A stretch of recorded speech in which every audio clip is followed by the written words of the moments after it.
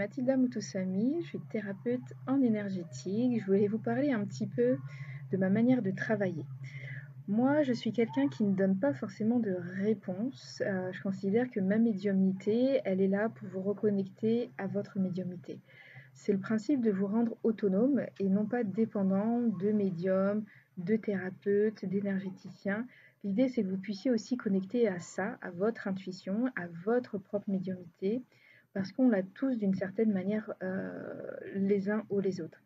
La base, c'est de développer le ressenti physique et l'écoute intérieure. Et ça passe vraiment d'abord par l'écoute intérieure physique et corporelle. Donc toutes les techniques telles que le yoga, le qigong, la danse, le pilate, ce sont tout à fait des méthodes tout à fait adaptées pour ça. La sophrologie, on a de plus en plus de méthodes là-dessus. Tous les types de méditation, il y a plein de méditations diverses et variées qui permettent de rentrer à l'intérieur de soi et à l'écoute de soi, et ce qui demande en général assez de la douceur, du temps, de pause pour pouvoir aller connecter tout ça. Des capacités extrasensorielles, on les a tous, on est simplement à une période de l'humanité où on a oublié d'apprendre à ressentir, et là je parle en Occident parce que dans tout un tas d'espaces du monde, c'est quelque chose qui est plus normal, on écoute plus le corps, on écoute plus l'intuition, on écoute plus l'instinct. Mais voilà, du coup, moi, j'ai grandi et j'ai vécu dans cet espace-là. Et alors, pour vous expliquer un petit peu la manière dont j'ai travaillé, j'ai fait une vidéo pour expliquer comment se déroulent les séances avec moi à distance. Ma manière de travailler, elle est très intuitive. Elle est basée sur je vais observer ce qui se passe. Et à partir de ça, je vais observer qu'est-ce qui match et qu'est-ce que je peux accueillir comme énergie. C'est-à-dire que moi, ma particularité, c'est que je suis médium à la fois sensitive, c'est-à-dire que je suis en pâte, je suis hypersensible, je sens énormément de choses. Donc voilà, je pleure facilement, je suis très vite débordée au niveau des émotions. Mais voilà, ça me permet aussi de pouvoir être très précise, ressentir avec beaucoup de précision en allant vraiment dans le détail sur ce qui se passe d'un point de vue du ressenti physique. Je suis aussi médium clairvoyante, c'est-à-dire que je vois des esprits, je vois des auras, je vois des couleurs, je vois des formes géométriques, des structures énergétiques.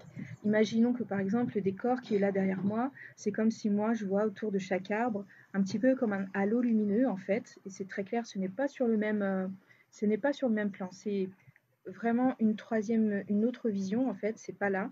C'est une captation de quelque chose qui serait comme, on pourrait parler d'infrason ou d'ultrason si on parlait de son. C'est comme s'il y a une fréquence énergétique, donc le sol vibre énergétiquement. Vous pouvez imaginer que vous pouvez mettre de la couleur autour de chaque chose en fait.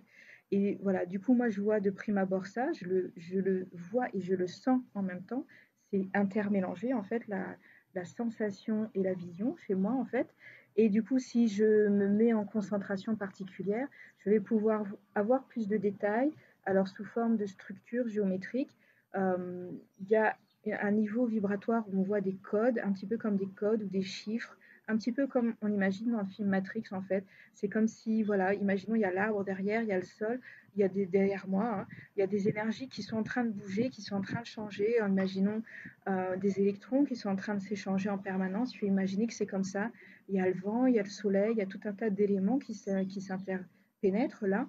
Et tout ça, en fait, bouge en permanence. Tout ça est en interconnexion permanente. Moi aussi, avec mon environnement, je suis en train de me recaler en même temps que je vous parle avec l'environnement. Il y a la mer qui est là, juste à côté de moi aussi. Et voilà, du coup, il faut imaginer que tout ça s'interpénètre. Et moi, j'ai cette vision. En fait, j'ai des couleurs, j'ai des codes. Et parfois, j'ai des visions plus précises. Quand il y a un esprit, je vais avoir un halo lumineux qui se balade, par exemple. Quand il y a une information, si je rentre dans le champ informatique, dans le champ d'information, par exemple, de cet arbre-là, je vais avoir de prime abord une vision avec des couleurs. Et si je rentre dans le détail, je vais avoir parfois sous forme de flash ou d'image, sous forme de code, sous forme d'esprits qui peuvent habiter aussi à l'intérieur et qui peuvent aider cet arbre-là. Je vais peut-être aussi pouvoir capter son akasha, c'est-à-dire des choses qui ont été avant ou après, et ou peut-être connectées à travers cet arbre, à travers d'autres arbres, parce que les arbres sont tous interconnectés entre eux en fait. Donc voilà, il faudrait imaginer une espèce de millefeuille où voilà, il y a tout un tas d'informations, comme dans un système de poupées russes. Il y a énormément de choses comme ça. Et voilà, et tout vibre et tout bouge en permanence, ce n'est absolument pas figé en fait. L'aura qu'on a nous-mêmes, notre propre aura, elle bouge un petit peu en permanence. je mets beaucoup d'éthique sur cette question-là, c'est-à-dire que moi, dans ma vie de tous les jours, je ne me permets pas d'observer vos champs énergétiques quand je vous croise, sans que vous me l'ayez demandé et sans que ce soit très clairement posé et cadré à l'intérieur d'une séance ou d'un stage ou de toute autre activité qui se passe. C'est une question d'intimité, de respecter l'intimité des autres. C'est-à-dire que bah, si je passe devant votre maison, je vais avoir, et que votre maison est ouverte, j'ai une éducation, on m'a appris à pas forcément se jeter voilà, à l'intérieur, de voir ce qui se passe. Donc c'est un petit peu le même aspect, c'est-à-dire que si j'avais accès à votre journal intime, bah, je le regarderai pas en fait. Je ferai l'effort de ne pas le lire. Déjà moi, ça me donne, déjà moi, ça me fatigue moins parce que sinon c'est beaucoup d'informations en fait, c'est énormément d'informations à gérer. Ça demande pour moi d'être beaucoup dans des moments seuls, comme tous les empathes et tous les hypersensibles, parce qu'il y a beaucoup d'informations qui sont là en permanence. Ça demande, moi, mon corps, conscient, inconscient, à gérer peut-être un petit peu plus d'informations. Peut-être qu'on le fait tous, hein, parce que peut-être que c'est inconscient et qu'on le fait tous et que d'une certaine manière, votre corps, corporellement et dans l'inconscient, arrive à capter tout ça et l'intègre de manière différente. Moi, il se trouve que j'ai la vision, la sensation, je peux mettre des mots dessus, je peux rentrer dans le détail. Donc, voilà, quand je fais un soin, par exemple, je vais voir tout un tas de structures énergétiques. Ça peut être les chakras, le réseau énergétique intérieur, comme le décrit la médecine chinoise, voilà, avec ce réseau-là, les nadis, etc. Mais voilà, parfois, c'est d'autres. Je vais me connecter à d'autres structures ou à d'autres niveaux de fréquence énergétique. Donc, ça peut être complètement dans l'aura, ça peut être d'autres informations. On connaît principalement le champ énergétique des chakras, c'est le corps, on va dire, c'est le système énergétique qui match le plus avec le corps physique, mais il faut savoir qu'on a d'autres structures énergétiques, d'autres grilles, on va dire, d'explication au niveau de notre corps pour expliquer un petit peu comment toutes nos énergies s'intègrent, s'imbriquent, etc., dans la dynamique où moi je nous perçois comme des êtres multidimensionnels, c'est-à-dire que voilà, sur le corps physique, il y a cette fréquence-là, il y a cette grille de lecture-là, mais si on ouvre un petit peu tous les champs, on peut aller chercher d'autres grilles énergétiques sur lesquelles travailler.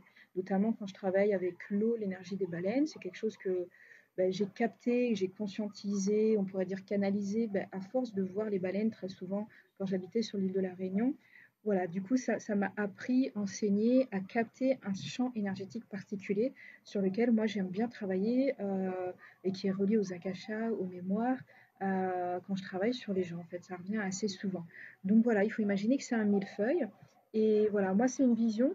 Donc moi je vais vous parler de ma vision. Je vais vous parler à l'instant T, voilà, j'ai vu ça. Je ne vais pas vous dire de vérité, je ne vais pas vous dire, voilà, c'est comme ça. Moi je dis toujours qu'il faut que, voilà, si je vous dis quelque chose, il faut que ça résonne en vous. En fait, généralement, si ça résonne en vous, votre corps va réagir en fait. Votre corps va réagir, il va y avoir une sensation particulière dans votre corps. Et peut-être que certaines choses dont je vous parle, ça ne vous parle pas. Et peut-être que je me suis trompée parce que vous aurez compris qu'il y a une marge d'interprétation qui est personnelle. Euh, voilà, moi j'ai cette clairvoyance, j'ai cette capacité à me balader entre les mondes, à voir d'autres mondes, à voir plein de choses énergétiques. Ça ne fait pas de moi forcément quelqu'un de plus intelligent, de plus avancé, même si je me rappelle de plein de vies antérieures. Je peux me tromper, j'ai mon parcours de vie, j'ai mes blessures humaines comme tout le monde, avec un parcours de vie, voilà, loin d'être qui a loin été d'être simple, mais voilà, qui a eu voilà plein de belles choses aussi positives. Et en tout cas, je voulais expliciter un petit peu ça parce qu'on me pose souvent la question, voilà, comment je travaille, qu'est-ce que je fais. Donc voilà, je capte beaucoup, beaucoup, beaucoup de choses. Donc à partir de ce champ, de tous ces champs énergétiques que je peux capter, j'essaye de faire en sorte de retrouver le meilleur point d'équilibre pour vous. J'essaye de vous emmener délicatement à retrouver vous-même votre champ d'équilibre. Je considère que voilà, et tous les thérapeutes, un bon thérapeute vous dira toujours que c'est pas lui qui vous guérit, que c'est qui vous emmène vers en fait, parce que personne ne doit vous déposséder de votre propre chemin, de votre propre capacité de compréhension, de votre propre discernement et de votre propre capacité à être connecté à vous-même et votre médiumnité, parce qu'on a tous la médiumnité, c'est vraiment le sixième sens. On n'a juste pas appris à nous en servir, à y croire et à penser que c'est OK et qu'on peut fonctionner et que ça peut nous guider et que c'est quelque chose de très positif aussi pour nous guider, euh, qu'on peut se laisser guider par les sens en fait. Ça c'est très important et sans cesser bien sûr déborder. Hein. Et voilà, donc c'était pour expliquer un petit peu ce champ, moi comment je travaille un petit peu. Parfois j'ai de la clairaudience aussi, j'ai des mots pof qui pop comme ça dans ma tête. Parfois c'est des mots que je ne connais pas. Et en vérifiant, voilà, je me rends compte que voilà, c'est vrai. Moi je ne suis pas une médium qui a des réponses toutes faites. Donc ça m'arrive d'avoir des informations, des images, des choses que je dois transmettre, mais ça reste ponctuel en fait. Je vais jamais donner de réponse, donc pour cela je ne fais pas de guidance à proprement parler, ou si je fais une guidance, c'est pour vous emmener à expérimenter par vous-même, en fait. C'est là où je fais, toujours dans cette notion de respect, euh, de vous mettre dans votre propre maîtrise et dans votre propre pouvoir intérieur. Moi, ça, c'est ma démarche. Donc, chaque chose, c'est-à-dire que je vous accompagne à un moment donné, je vous aide, je me perçois un peu, j'aime bien cette métaphore en agriculture, on met des tuteurs à un moment donné pour que la plante elle pousse. Le tuteur, il est là à un moment donné, il aide, mais sa vocation, c'est de ne plus être là après. Et ça, c'est la vocation ultime que j'ai, c'est de vous rendre autonome et que vous vous fassiez confiance, pardon, après, ensuite, que vous puissiez acquérir des outils. En fait, c'est pour ça qu'il y a tout le volet enseignement. Moi, je ne pourrais pas faire que du soin et vous venez et vous repartez. J'ai besoin d'expliquer, j'ai besoin de vous autonomiser là-dessus, j'ai besoin que vous commenciez à comprendre autour de vous comment ça fonctionne, etc. Voilà. Donc j'espère que ça aura pu répondre à certaines de vos questions. J'espère que pour les personnes aussi qui connectent à leur médiumnité, ça peut vous ouvrir des champs aussi de compréhension par rapport à votre propre chemin, par rapport à vous-même. Voilà, je vous souhaite plein de belles choses et je vous dis à plus tard.